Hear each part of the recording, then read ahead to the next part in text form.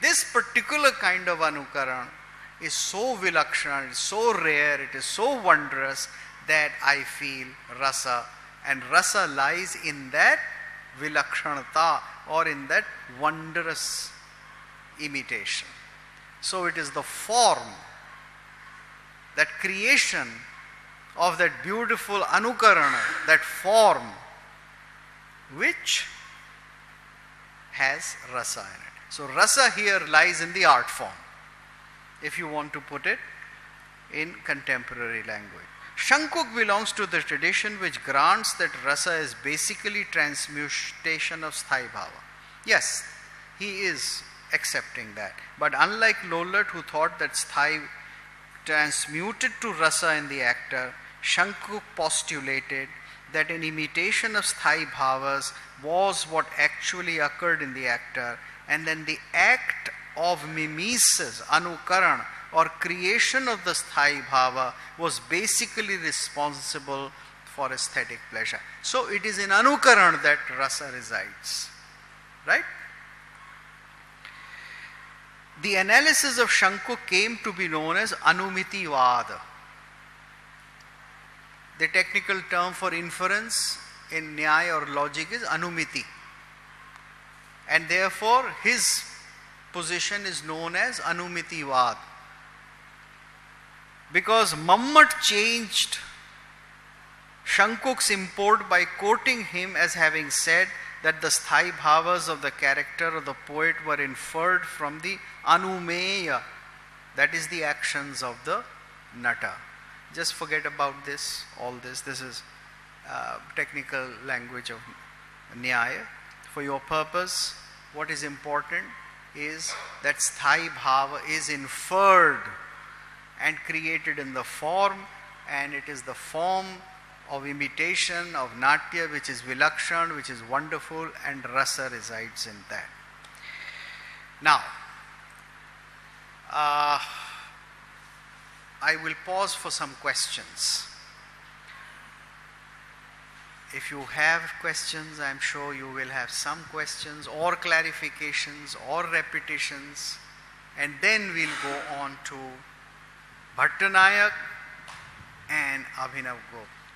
It's going to be a little tough because it's like hair splitting activity today, and take it easy but ask questions. Yes. Namaste. I'm just a little unclear. So, I mean, you said that it is an imitation, like we performers are imitating because we don't know what Ram felt or Sita felt or whatsoever. So, as we are imitating, do we feel anything at all, or is it just mere imitation? So, you say we create a rasa, but I'm a little confused. So. All right. Yes, very relevant question. Okay, let me take 2 or 3 questions together. I know what you mean, that do you feel anything at all? Does the actor feel anything at all? Or just the actor go through those emotions, those external movements, those gestures? Huh?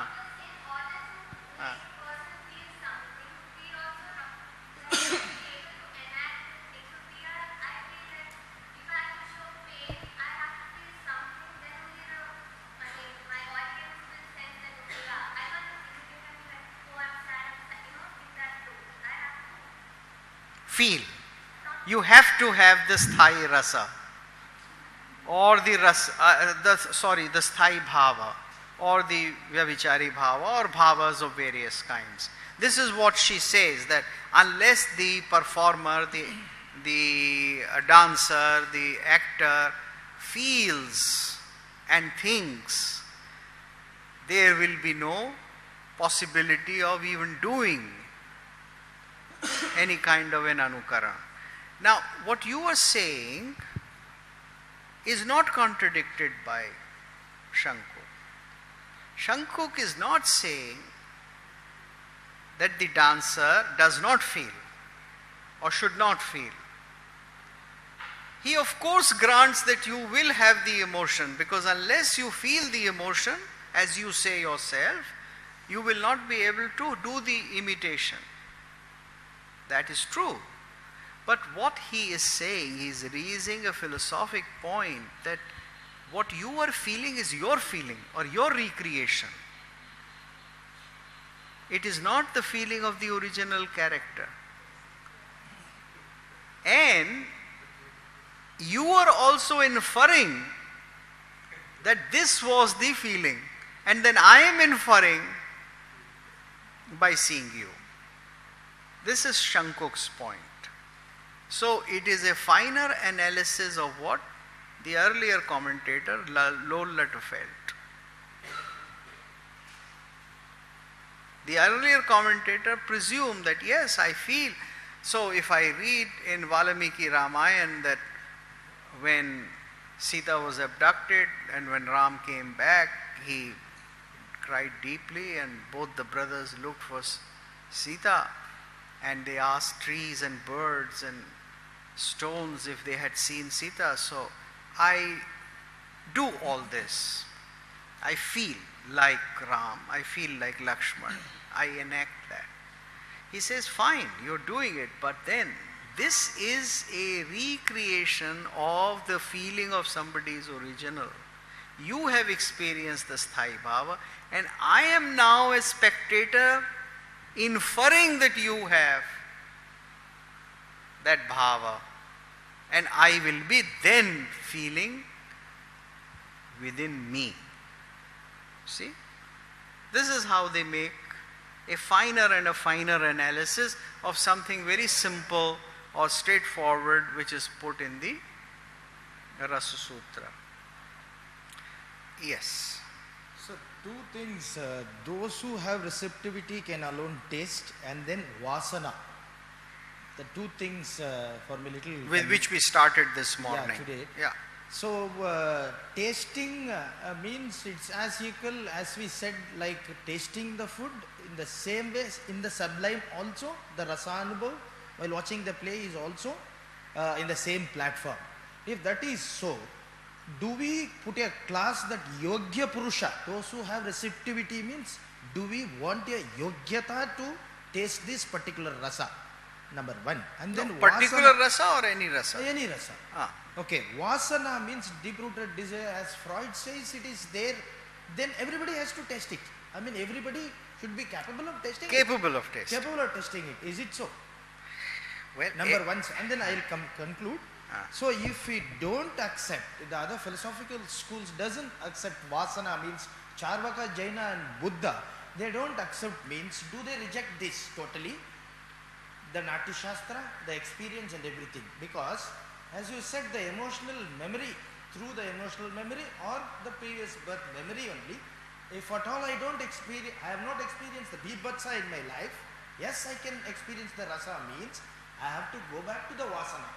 If these three schools and the Western philosophies rejects the vasana, means do they reject the experience which of is rasa? truth? Yeah, of rasa itself. I mean, that is there. All right. First of all, a correction. It is the Charavaks only and the materialists, whether Indian materialists and Marxists or European materialists and behaviorists and all that, it is these only who do not accept Punarjan. All right? Yeah. Or broadly speaking, the Christians and Muslims and, Semitic. All right. The Jains and the Bauddhas cannot be put in the same category. For the Jains and the Bauddha, for all the Indic philosophies, there is Punarjan. After all, Buddha was born as Bodhisattva, and what are the Jatak Kathas? He was there again and again. And so the Indian schools, all Indian schools except the Jabalikas or the Charavaks, they all accept Punarjanma. And so this idea of vasana, that is deep-rooted experiences from this and previous lifetime, which has been enunciated by various acharyas here, this would be accepted in Indian systems, all Indian systems, number one. Now to the question. of the deep-rooted experience. So let us say that those who don't believe in Punarjan, for them does this principle obtain or not? Now I think it is more in the context of deep-rooted desires, whether because of Punarjan or not. So Sigmund Freud would say that the id is there. It's the most deep-rooted desire. So the moment a human being comes into existence, it is deep-rooted and it is vasana. And so it would apply to what is being said here. I think that much we should grant. Belief in Punarjanm is not necessary in order to appreciate these arguments.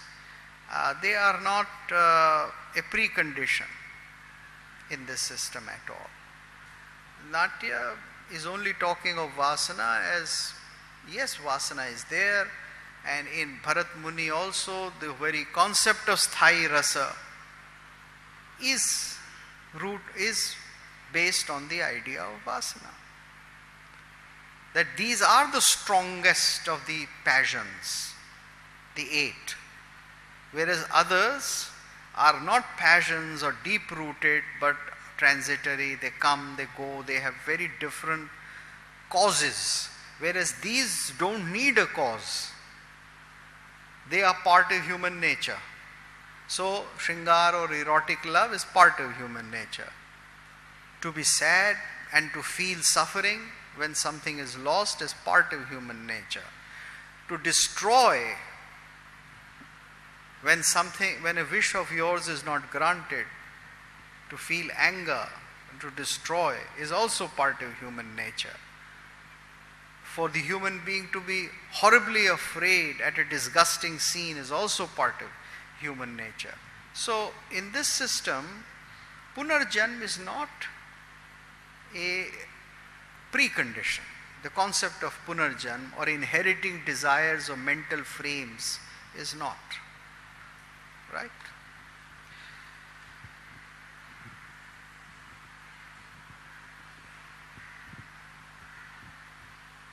Sir, it is the imitation of the sthayi bhava that what is expressed on the stage, right? So if it's a biographical play, if it is a biographical play, the actor knows what he felt.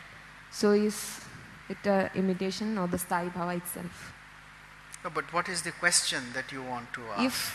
If it is a biographical play that is doing, is the actor doing the sthayi bhava itself, or it's the or imitation? You mean if it is a biographical play or if it is not a biographical play? If it's a biographical play, the actor knows what he felt. Okay, so now first of all, it's not a biographical play. Let us put it this way. There is in a play, in a Natya situation, there is always a character. Some sort of a character. There is always every dramatic situation there are persons. And some action is happening. See, it is necessary. Without that, there can be no event. When you enact a play, when you do a natak of some sort, whether it is a dance drama or whether it is a realistic, anything, then some event or some activity, some drishtant is happening. There is an episode. There is an anka. Right? So, because there is an action, there is an actor also in it. Some character is there. And you imitate that character as the actor, as the nata. So it need not be a biographical play. It need not be a whole play like Ramayana where there is one big character. Huh? Oh, you mean then All then right, the, I'm then sorry. the actor I'm knows sorry what, I misunderstood your question. Sorry for that. If you can enact your own life, fine. But the moment you have composed a story about your life, then